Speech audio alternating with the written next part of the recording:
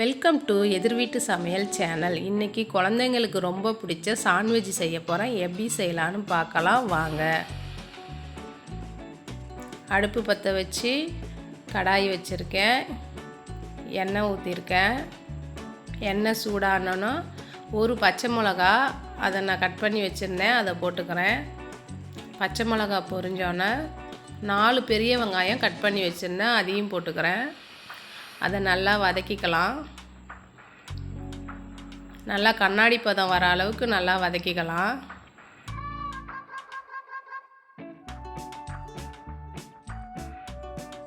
நல்லா வதங்கிருச்சு. நான் 2 கேரட்டு கொஞ்சம் பீன்ஸு கட் பண்ணி வச்சுருந்தேன், அதையும் போட்டுக்கிறேன். அதையும் நல்லா வதக்கிக்கலாம். அந்த எண்ணெயிலே எல்லாத்தையும் நம்ம நல்லா வதக்கிக்கலாம்.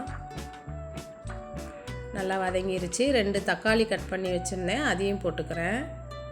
அதையும் நல்லா வதக்கிக்கலாம். பாருங்கள், நல்லா வதங்கிருச்சு. குடமிளகா பாதி கட் பண்ணி வச்சுருந்தேன், அதையும் போட்டுக்கிறேன்.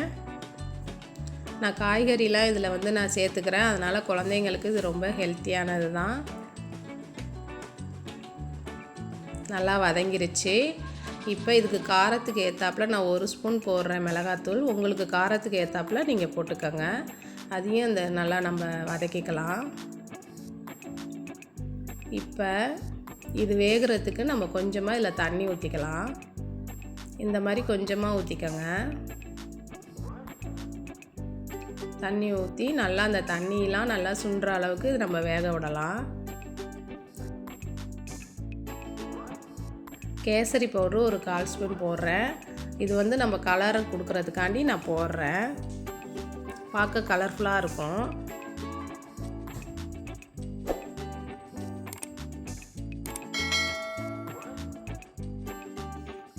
உப்பு தேவையான அளவு. இது எல்லாம் நல்லா தண்ணி இஞ்சிற வரைக்கும் நம்ம பிரட்டி விட்டுக்கலாம்.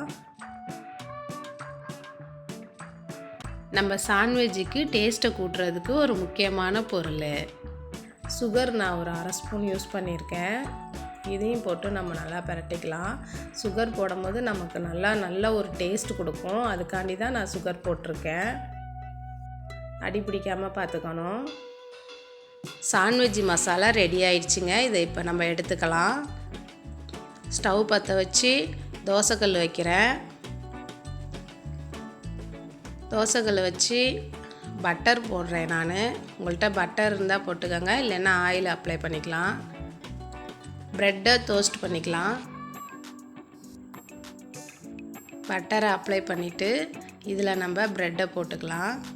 ப்ரெட்டு மேலேயும் நம்ம வெண்ணெயை அப்ளை பண்ணிக்கலாம்.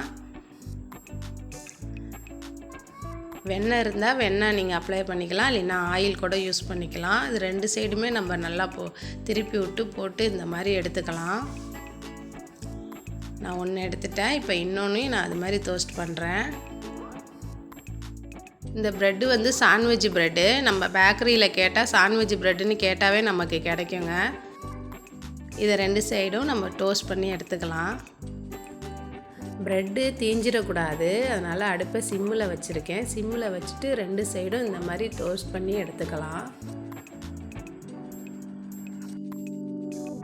இப்போ ரெடி பண்ணி வச்ச சாண்ட்விட்ச் மசாலாவை எடுத்து இந்த ப்ரெட்டு மேலே நம்ம அப்ளை பண்ணிக்கலாம்.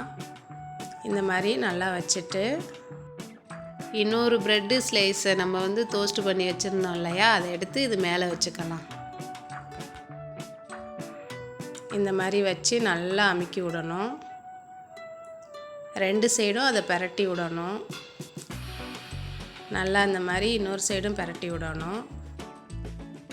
இந்த மாதிரி அடுத்த ப்ரெட்டையும் நம்ம இது மாதிரி போட்டு எடுத்துக்கலாம். மசாலா உதிரக்கூடாது, அதே சமயம் தீஞ்சிராமல் நம்ம எடுத்துக்கணும். இங்கே பாருங்கள், இந்த பதத்துக்கு நீங்கள் எடுத்துக்கலாங்க. Sandwich ready. காலையில் டிஃபனுக்கு பதிலாக இந்த மாதிரி சாண்ட்விட்ச் செஞ்சு சாப்பிட்டு பாருங்கள். சூப்பராக இருக்கும். குழந்தைங்களுக்கு ரொம்ப பிடிக்கும். மார்னிங் டிஃபனுக்கு ஃபேமிலியில் உள்ள எல்லாருமே இதை சாப்பிட்லாங்க. இந்த வீடியோ பிடிச்சிருந்தா லைக் பண்ணுங்கள், சப்ஸ்கிரைப் பண்ண மறந்துடாதீங்க.